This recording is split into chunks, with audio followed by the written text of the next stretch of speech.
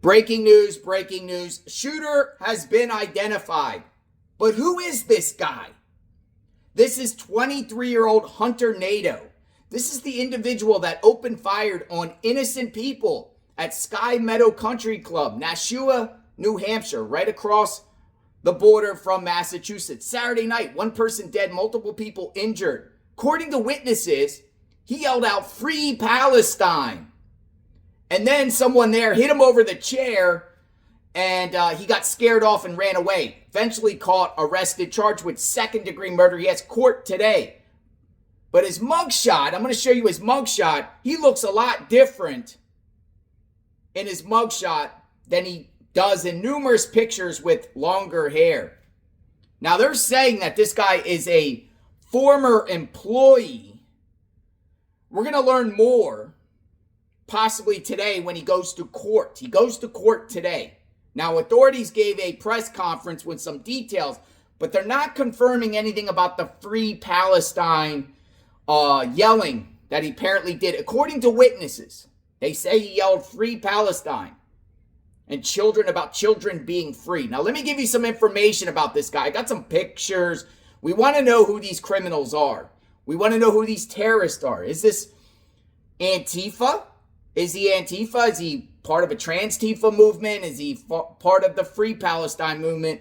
Or is this just some sort of grudge he has against the country club? Because apparently he worked there up to last year. Unclear if he got fired or left on good terms or bad terms.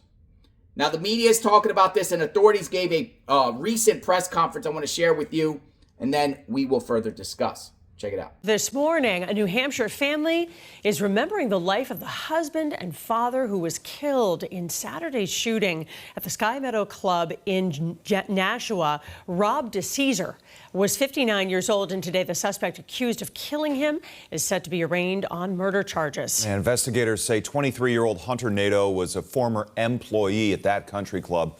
WBC's Penny Commit is live in Nashua with what we've learned about the victims and the investigation. Penny?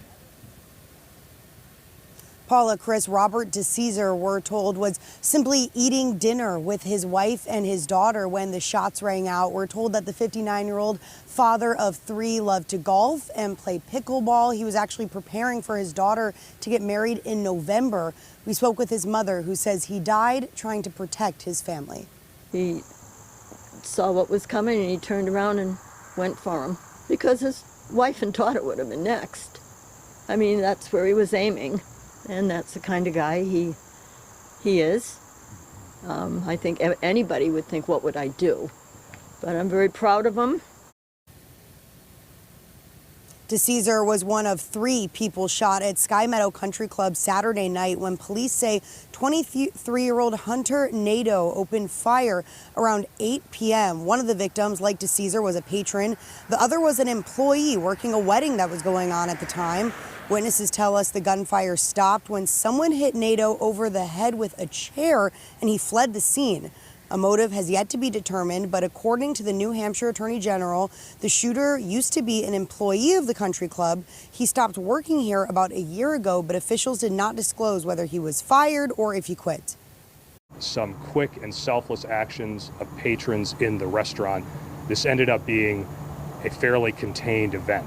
It lasted well under a minute, and it was not nearly as tragic as it could have been. The shooter is currently charged with second-degree murder, but we're told more charges are likely. We're expected to see him in court today. We're live in Nashua, New Hampshire. I'm Penny Commit, WBZ News. All right, Penny. And the owner of the country club released a statement last night saying in part, "To the DeCesar family, there are no words to express the pain and sorrow you and our community are feeling over Robert's murder. He's a hero. To our very own employee and guest who are shot and are recovering, and to the countless others impacted, we're here for you and your families always. We are profoundly grateful for the courageous efforts of patrons and employees who acted selflessly to prevent further tragedy."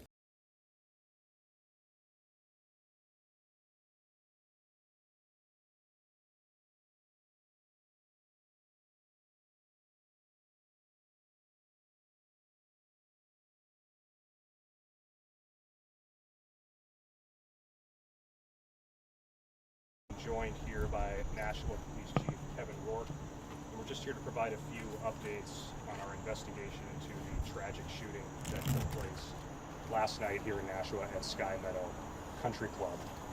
I want to start by just saying that our hearts go out to the victims in this case, most importantly, Robert DeCesar and his family and loved ones. Mr. DeCesar was just having dinner with his family at the country club, and his life was tragically taken. So our hearts go out to him and his family. Our hearts go out to the other victims at the event. I just want to provide a little detail there. We had 2 other gunshot victims, as we put in our release earlier. One of those victims was an employee of the restaurant. One of those victims was a patron. We had 4 other individuals suffer non-gunshot wounds. Those 4 individuals were all patrons. Now, the investigation is in the early stages, so it is possible that we may learn of other individuals who suffered wounds as they were trying to leave the club and get out of there. But at this point, that's what we know. We have the deceased, we have 2 other gunshot victims, and we have 4 non-gunshot wounds. Thanks to the quick action of law enforcement and some quick and selfless actions of patrons in the restaurant, this ended up being a fairly contained event. It lasted well under a minute, and it was not nearly as tragic as it could have been. So I want to commend Nashua PD and all of the first responders who were quick to the scene. I want to extend my heartfelt gratitude to the patrons in the restaurant who acted selflessly and quickly with more care for their fellow citizens than for themselves to help keep this a contained event and minimize this tragedy as much as it could. This is still a very tragic event, but it could have been much worse. I want to talk a little bit about our suspect and now defendant, Hunter Nadeau, 23 years old. He's a Nashua resident, and as we put out earlier this morning, he's been arrested and charged with reckless second-degree murder for shooting Mr. DeCesar. As the investigation continues, we expect that additional charges will be added, but we're in the early stages, and at this point he's been charged with reckless second-degree murder. Mr. Nadeau is, as I said, a Nashua resident. He's a former employee of the club, and I want to talk a little bit about the statements he's made and what we know about his motive. There's been reports that he made certain statements such as Free Palestine, but based on the evidence we have gathered, Mr. Nadeau made a number of statements during the event, and we don't have any evidence at this time that would indicate that Mr. Nadeau was motivated by a hate-based motivation. In fact, I would say that at this point, the evidence leads us to believe that it is more likely that Mr. Nadeau was simply trying to make a number of statements to create chaos in the moment. Again, the investigation's in its early stages, and we're still gathering a lot of information. There were a lot of witnesses present. They heard different things. They saw different things. They had different perspectives. They might remember things differently. But again, at this point, we don't have any evidence to indicate that this was a hate-based act.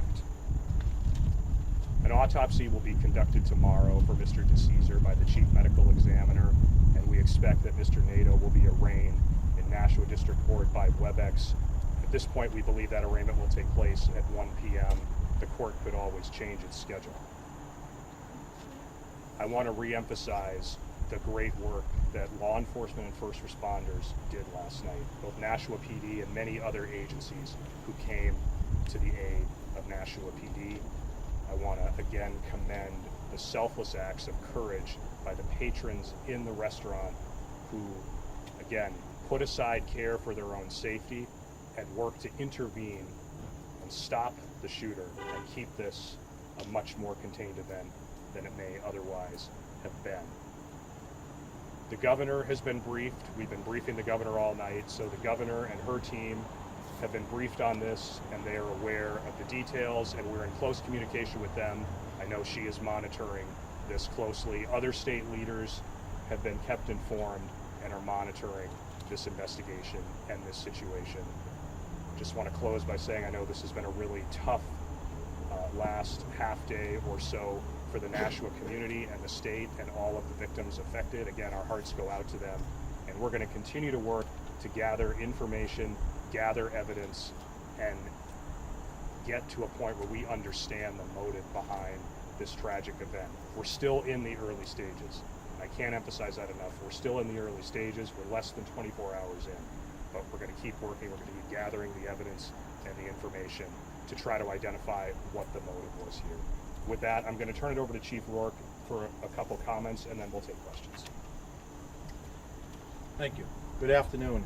Again, my name is Kevin Rourke, Chief of Police. First, my thoughts and prayers go out to the DeCesar family. This was a senseless act. I would also like to commend those civilians last night who showed quick and selfless action, putting themselves in harm's way. I want to commend the officers of the Nashua Police Department for an incredible job last night. Their teamwork, their courage, and resiliency were amazing. I want to also thank our partners from our local police departments, Manchester, Hollis, Hudson, Merrimack, Hillsborough County Sheriffs, New Hampshire State Police, Mass State Police, our federal partners, the ATF, the FBI, and HSI.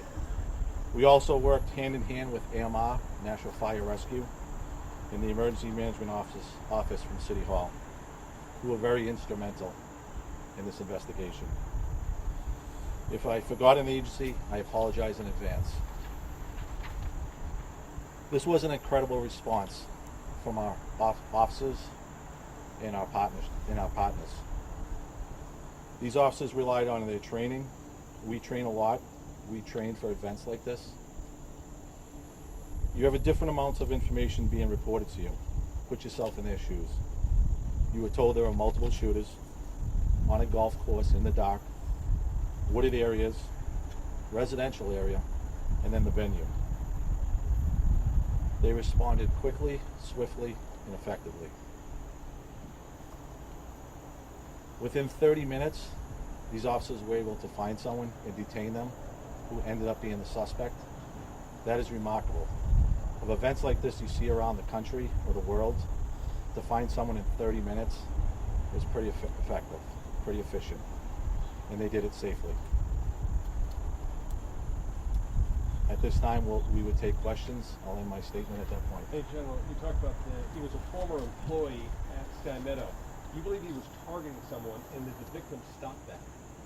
We're not prepared to comment on that at this point. Again, we're trying to gather evidence and information related to motive, but the fact that he was a former employee is something we want to look further into. Was he fired recently? He hadn't worked there for about a year.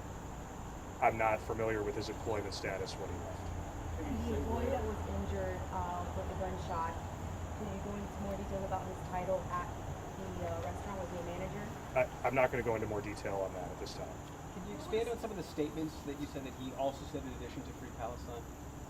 I'm not going to get into what specific statements he made other than just to reemphasize he was making a lot of different statements, and it appears to us that it's more likely that those statements were intended to create chaos during the event and that they don't really give us much of a sense of his motive. In terms of the event, can you help kind of separate between the restaurant and the wedding venue? I know there's been a little confusion. I know obviously it was chaotic for both scenes. Can you help kind of explain the layout, the proximity, and how that may have played into the Yeah, I'm going to let the chief take that because I think he's more familiar.